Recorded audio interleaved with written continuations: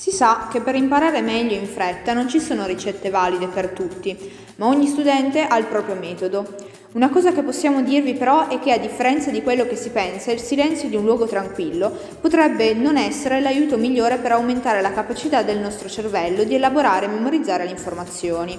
Una ricerca della Edith Cowan University in Australia ha infatti dimostrato che studiare in un posto tranquillo spesso non è la soluzione migliore, perché il rumore può aiutare alcune persone a migliorare e velocizzare il proprio apprendimento.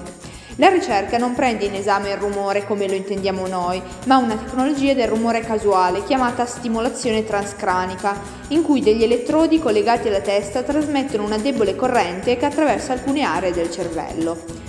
Questa tecnologia quindi non utilizza un rumore che si percepisce con l'udito, ma si tratta di un lieve fastidio, il quale dimostra che un elemento di disturbo può essere vantaggioso. L'effetto sull'apprendimento è risultato notevole.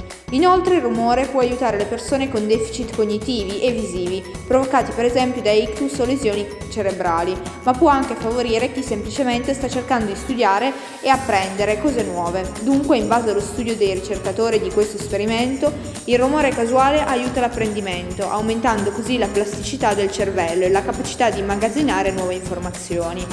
E questa può essere una buona soluzione per gli studenti della nostra scuola, a cui piace studiare in compagnia.